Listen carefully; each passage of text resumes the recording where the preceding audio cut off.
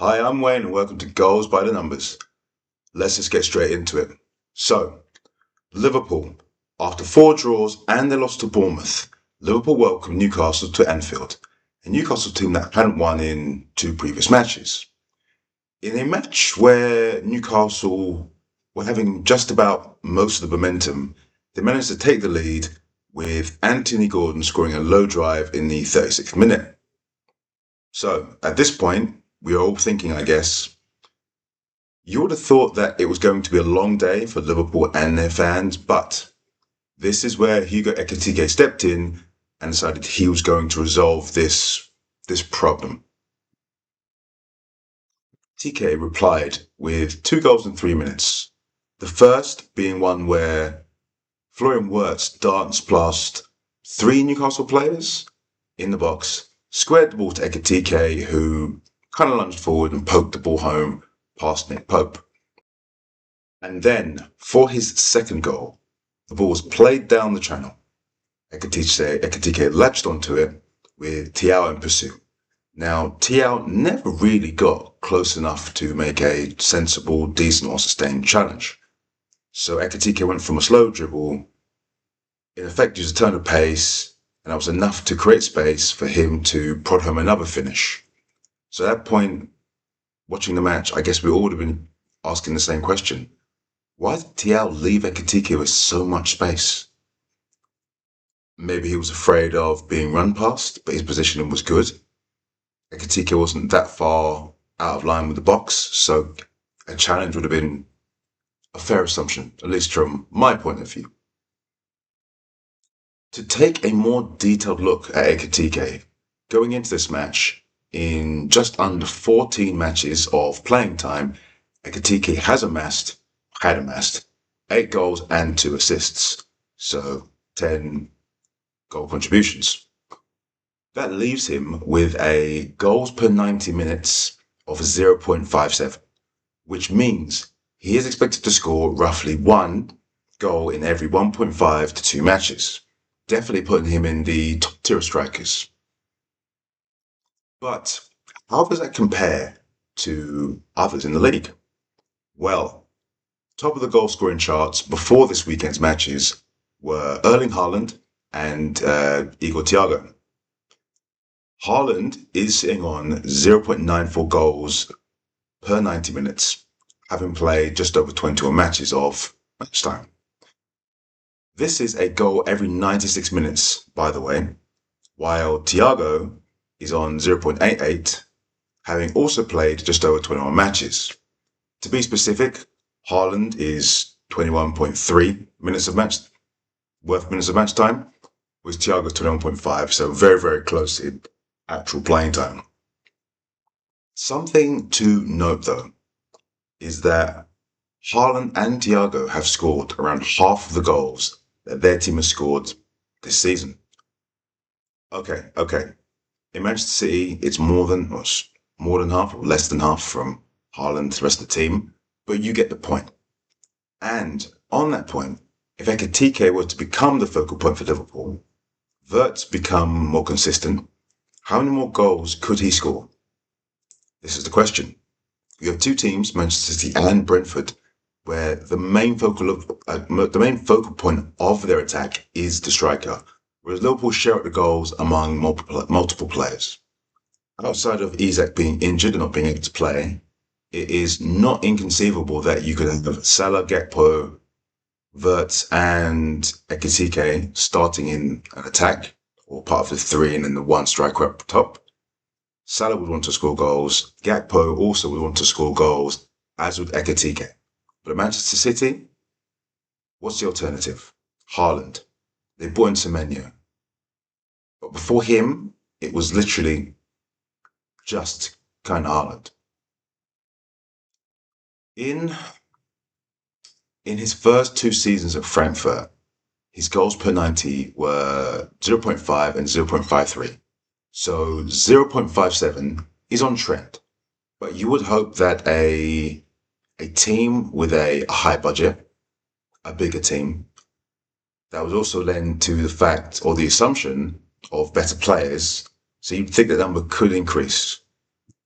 Increase to what? Maybe 0.7 might be a fair shout if you assume he is going to be the number one striker for the team and Isak is going to play the backup role going forward. Time will tell, and we'll have to see how that works out. In the second half, in the 67th minute, Wirtz scored his first goal of the match. In a counter-attack, Wirtz laid the ball off to Salah.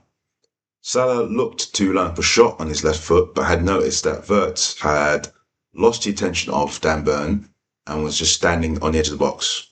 Literally just standing there, watching and waiting. So Salah passed the ball back to him, and with a first-time effort, Wirtz drove the ball into the bottom left corner, that making it 3-1.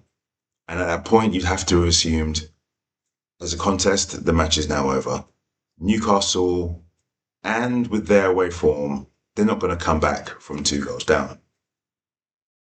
Liverpool then actually managed to score a fourth from a Szoboszlai corner. The Newcastle keeper Pope,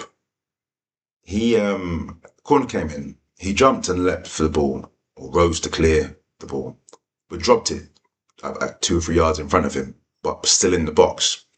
And unfortunately for him, at the feet of Konate, who instinctively knocked the ball back towards the goal, and even though Pope did scramble and try and reach it, he wasn't able to, and that resulted in the fourth going in. As the season goes on, both teams, actually, funny enough, are playing Manchester City next. Liverpool in the Premier League with a match at Anfield, and then Newcastle visiting the Etihad in the Cup. Newcastle will be worried as their away form has been poor this season. Poorer than you would have expected. Something that Eddie Howe actually mentioned after this match. And in the Premier League, only Bournemouth and West Ham have dropped more points from winning positions. So, they are going to need something special to overturn a 2-0 deficit on aggregate at the Etihad against Manchester City, a Manchester City team who are second in the league. People know this could be an easy trophy because you win the semi-final, you've got a final game, and anything can happen there. So it's definitely a bit of an uphill battle. And if Newcastle's form doesn't turn or improve, I do wonder how their season's going to pan out. And if we may see a change of manager. Anyway. In other news, Arsenal got their title march back on track with a 4-0 win at Ellen Road, with goals from Zubamendi, Gyökeres and Gabriel Jesus, and an own goal from the Leeds keeper. So he scored. When a corner came in, he jumped for the corner. There was like a Leeds player in front of him, Dominic Calvert-Lewin, I believe. And as Calvert-Lewin's risen for the header, the keeper's kind of just jumped, flapped, and pushed Calvert-Lewin and the ball in the back of the net. And, not a great day for him all round, conceding 3 more goals. Aston Villa and Newcastle now both sit 7 points behind Arsenal, and will both be hoping to keep the pressure up by beating Brentford and Spurs respectively. Spurs' form has been all over the place, so Manchester City will definitely be hoping to take advantage of that, even though it's an away game for them. Both matches will have happened after this recording, but before it's made public. Anyway, will Arsenal hold on and win the league, or will they be caught by another team? Wouldn't it be interesting if Aston Villa were actually able to catch them and pass them?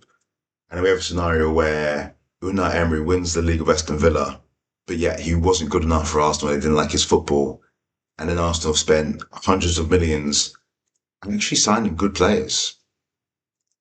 And then their top scorer ends up with 9 goals, and most of their goals come from set pieces. They should win the league at this point. I predicted they would win the league this season. What I didn't expect was to see a team who relied so heavily on set-piece goals, and specifically those from corners. It's an interesting approach, but would it actually win in the end? Because all the history books will tell us is in the 25-26 season, this is the team that won the league. It won't have an asterisk and say they won by set pieces. It will just say who won. So, yeah. Anyway, I'm Wayne, and I'll catch you in the next one.